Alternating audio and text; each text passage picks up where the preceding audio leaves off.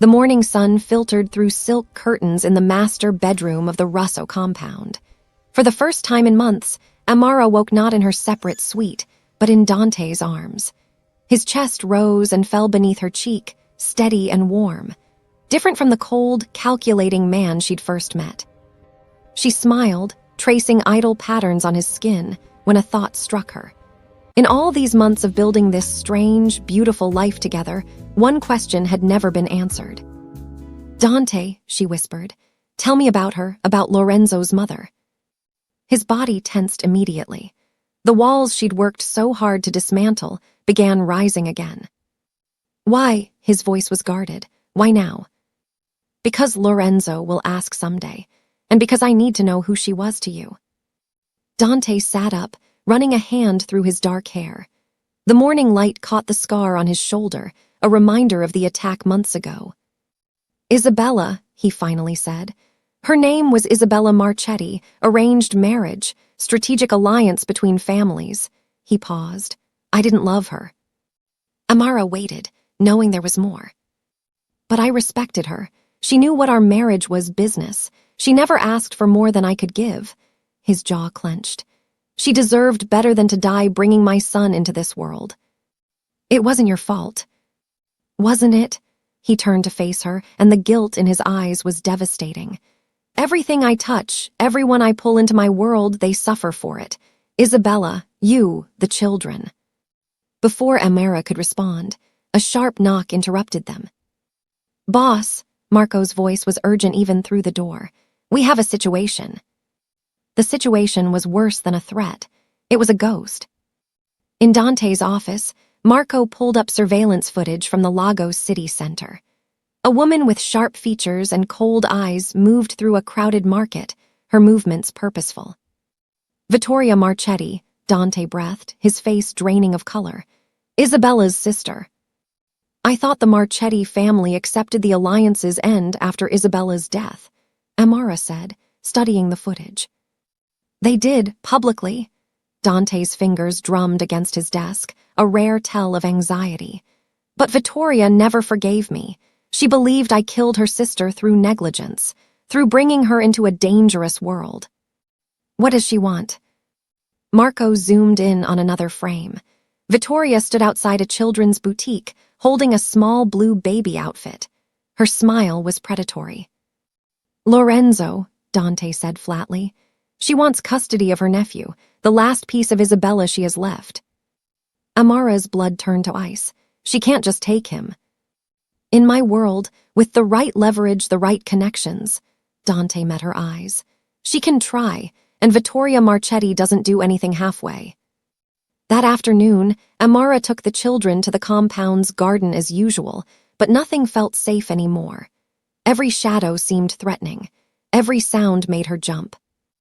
Lorenzo, now 8 months old, babbled happily as he played with grass. Zara, nearly walking, toddled between toys. They were so innocent, so unaware of the storm gathering around them. "They're beautiful together." Amara spun to find an elegant woman standing at the garden gate. She was striking, tall, impeccably dressed, with Isabella's features sharpened by grief and anger. "Vittoria." Amara moved instinctively, positioning herself between the woman and the children. "Relax, I'm not here to snatch them in broad daylight." Vittoria's English was perfect, her smile cold. "I simply wanted to see my nephew, the child my sister died creating. Lorenzo is safe and loved here." "Loved," Vittoria's laugh was bitter. "By you, a stranger who happened to feed him by accident, by Dante, who can't love anything except power." She stepped closer. "My sister died giving Dante an heir. The least he can do is let her family raise the boy." "Dante is Lorenzo's father." "Dante is a killer who destroys everyone around him." Vittoria's mask slipped, revealing raw pain beneath. "My sister was gentle, kind, artistic. She had no place in his world, and now she's gone." For a moment, Amara saw past the threat to the grieving sister beneath. "I'm sorry for your loss, truly, but Lorenzo belongs with his father." "We'll see what the courts say." Vittoria turned to leave, then paused. "You should know I've filed for custody, And I have evidence that Dante Russo's home is no place for a child. The violence, the criminal enterprise, the attack that nearly killed you all." She smiled. "I'll see you in court, Miss Akefer. Bring my nephew. I'll be taking him home." That evening, the compound exploded into controlled chaos. Lawyers arrived with briefcases. Dante made calls in rapid Italian. Marco coordinated with investigators. Amara found Dante in his office hours later, surrounded by legal documents, looking more vulnerable than she'd ever seen him. "She's built a strong case," he admitted. "My past, the family business, the attack, any judge will see red flags. Then we fight back. We show them who you really are now." "Who I really am?" Dante's laugh was hollow. "I'm exactly what she says, a criminal, a man who's made his fortune through violence and fear. What judge would award me custody? The kind who sees that you've changed, that you love your son." "Love isn't enough." "Then what is?" Amara's voice rose with frustration. "You've done everything to protect him. You've opened your heart, let us in, built something real here. Are you really going to surrender without fighting?" Dante stood, crossing to her. His hands framed her face, thumb brushing her cheek. "If I fight and lose, Lorenzo loses everything. If I step aside, let Vittoria take him to a normal life away from my world. Maybe that's the loving choice." "You can't possibly believe that." "I believe," he said quietly, "that everyone I've ever loved has paid the price for my choices. Isabella, you nearly. How long before my son pays the same price?" Amara pulled back, anger flashing. "So you're going to abandon him? Give up because you're afraid?" "I'm being realistic." "You're being a coward." The words hung between them like a blade. Dante's eyes flashed, but beneath the anger was fear. Real, paralyzing fear. "Get out," he said softly. "Please." The Lagos family court was nothing like Amara imagined. Sterile, fluorescent lit, with worn wooden benches and a judge who looked tired before proceedings even began. Amara sat behind Dante's legal team, Lorenzo on her lap. The baby had fussed all morning, sensing the tension. Across the aisle, Vittoria sat perfectly composed, flanked by her own lawyers. Their eyes met. Vittoria's expression was unreadable. The proceedings began with Vittoria's team presenting their case. They were thorough, brutal. Photos of the compound after the attack, bullet holes, shattered windows, blood. Medical reports from the staff injured that day. Police reports documenting Dante's alleged criminal activities, carefully worded to avoid libel but damning nonetheless. "Your Honor," Vittoria's lead attorney argued, "this child has already survived one assassination attempt in his short life. How many more before Mr. Russo's lifestyle claims his son as it claimed his wife?" Dante sat motionless, face carved from stone, but Amara saw his hands clench beneath the table. Then came character witnesses, business associates who testified to Dante's reputation, rivals who described the fear his name inspired, a former employee who claimed to have witnessed violence firsthand. "The defense may present their case," the judge said finally. Dante's lawyer stood, confident and expensive. He presented counter-arguments. The compound's enhanced security, character references from legitimate business partners, evidence of Dante's transformation as a father. "Mr. Russo has made mistakes," the lawyer acknowledged. "But he has also made profound changes. Since his son's birth, he has divested from questionable enterprises, established legal businesses, and created a stable, loving home." "With Miss Akefer?" the judge asked, glancing at Amara. "Miss Akefer serves as Lorenzo's caregiver and has been instrumental in his development." Vittoria's lawyer pounced. "A caregiver he essentially kidnapped and held prisoner for months, hardly a foundation for healthy family dynamics." "I wasn't a prisoner," Amara said suddenly, standing. Lorenzo clutched her shirt. "Your Honor, may I speak?" The judge studied her. "This is highly irregular, but proceed." Amara's heart hammered. She hadn't planned this, but looking at Dante's rigid shoulders, at Lorenzo's innocent face, she knew she had to try. 6 months ago, I was terrified. Dante Russo took me and my daughter into his home, and yes, initially I had no choice. But every day since, I've had the choice to leave. The threat was eliminated months ago. I stay because, her voice caught. Because Lorenzo needs stability, because Zara has found a brother, because Dante, despite his past, despite his mistakes, loves his son more than anything in this world. Love doesn't negate danger, Vittoria called out. No, Amara agreed, turning to face her. But neither does safety negate the need for a father. Lorenzo deserves to know the man who's fought so hard to become worthy of him. The judge raised a hand for silence. Miss Marchetti, you may present your final argument. Vittoria stood, elegant and composed. Your Honor, I'm not seeking custody out of revenge or spite.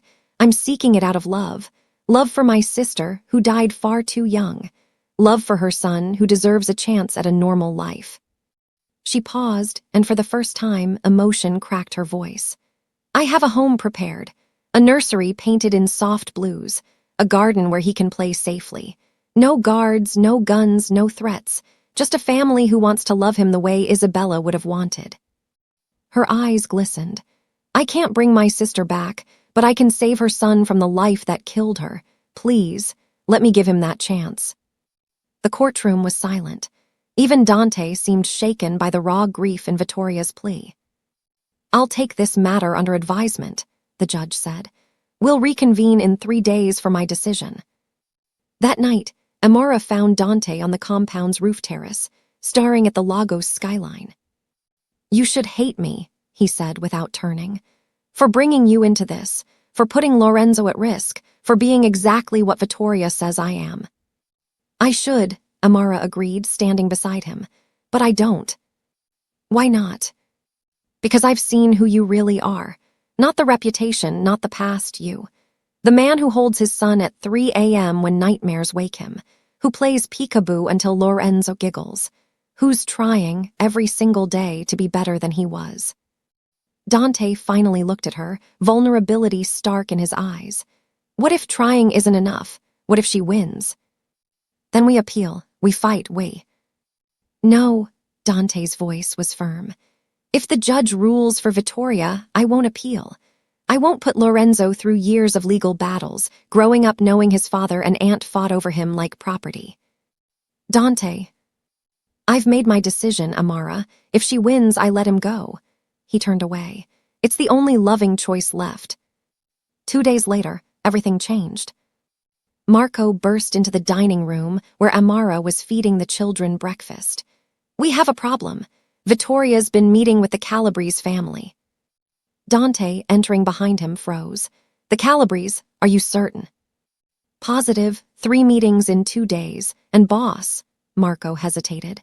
They're talking about marriage, Vittoria and Antonio Calabrese. The pieces clicked together in Amara's mind.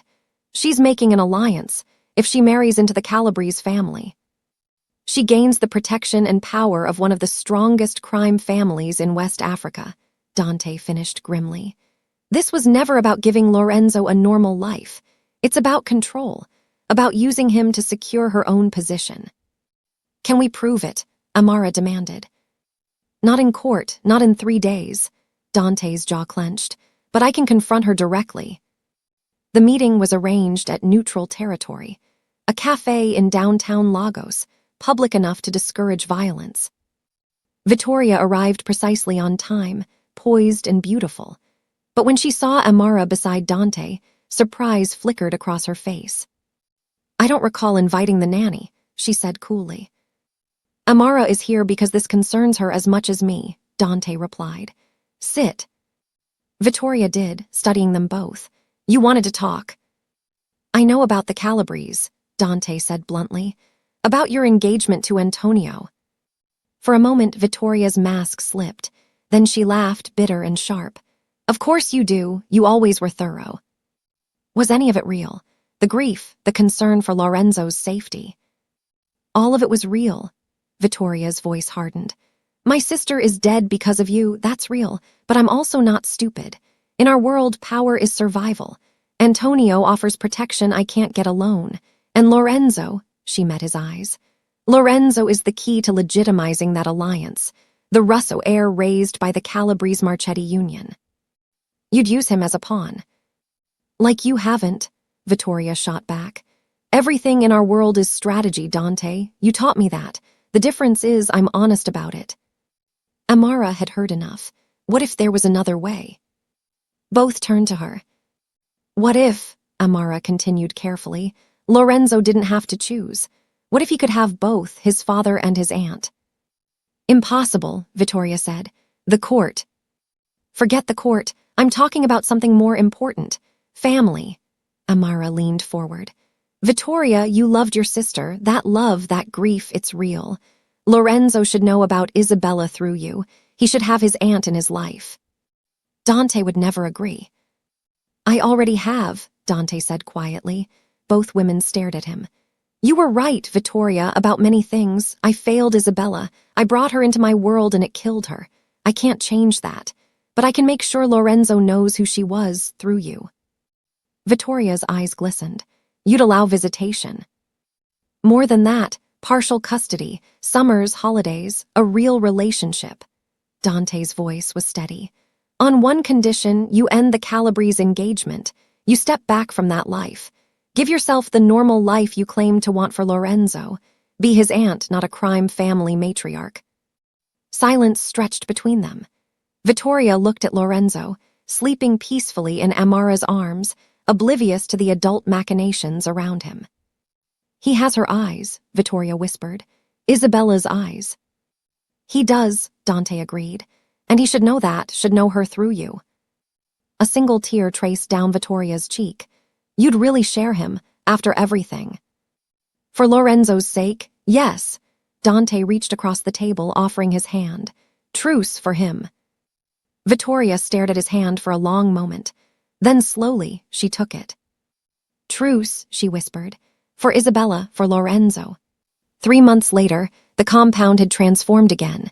Not just a fortress, but truly a home. Vittoria visited twice a week, bringing stories of Isabella, photos, memories. She taught Lorenzo Italian lullabies his mother had loved. She planted jasmine in the garden, Isabella's favorite flower. And slowly, impossibly, she and Dante found peace. Not friendship, perhaps not yet, but mutual respect born from shared love for the same child. Amara watched from the terrace as Vittoria played with Lorenzo in the garden below. Zara toddled beside them, laughing. You were right, Dante said, joining her. About fighting for family, about believing people can change. We all changed, Amara replied. Even Vittoria. She ended the Calabrese engagement last week. I heard. Dante pulled her close. She's enrolling in university, art history, said it's what Isabella would have wanted. They stood in comfortable silence, watching their unconventional family play below. Marry me, Dante said suddenly. Amara's heart stuttered. What? Marry me? Not because you have to. Not because of Lorenzo or obligation or safety, but because I love you. Because you've made me believe in second chances. Because I want to spend my life being worthy of the faith you've placed in me. He turned her to face him, and the vulnerability in his eyes was staggering. I know I'm not easy. I know my past isn't clean. But my future, our future, that can be different. Better, if you'll have me. Amara's eyes filled. You're sure? No walls, no running. No walls, no running. Just us, the children, and whatever comes next. He smiled, tentative and hopeful. So what do you say, Amara Akifer? Will you marry a reformed criminal with a complicated family and too much baggage? She kissed him deep and certain. Yes, to all of it, yes. From the garden below, Vittoria looked up, seeing them embrace. She smiled, genuine, warm, the first real smile she'd worn in months, and raised her hand in a small wave. The past couldn't be changed. Isabella couldn't be brought back. But from tragedy and chaos and one accidental moment in a hospital nursery, something beautiful had grown. A family, messy, unconventional, bound not just by blood or milk or circumstance, but by choice, by love, by the daily decision to be better than yesterday. Lorenzo and Zara played in the jasmine, laughing in the golden afternoon light. And for the first time in a long time, Everyone was exactly where they belonged. 1 year later, Lagos Cathedral stood magnificent in the morning sun. Inside, a small gathering of family and trusted friends watched as Dante and Amara exchanged vows. Lorenzo, now a toddler, served as ring bearer with Zara as flower girl. Both performed their duties with adorable chaos that had the whole chapel laughing. Vittoria sat in the front row, holding a photo of Isabella close to her heart, tears streaming down her face. Happy tears for once. As Dante kissed his bride, as their family cheered, as two children born of accident became siblings by choice, the story that began with one wrong baby became something no one could have predicted. A love story, a family story, a redemption story. Proof that sometimes the biggest mistakes lead to the most beautiful destinations. Thank you so much for watching part 2. If you enjoyed this continuation and want to see more stories like this, please subscribe to the channel. Your support means everything and helps us bring you more compelling content. Hit that subscribe button and let us know in the comments what you'd like to see next.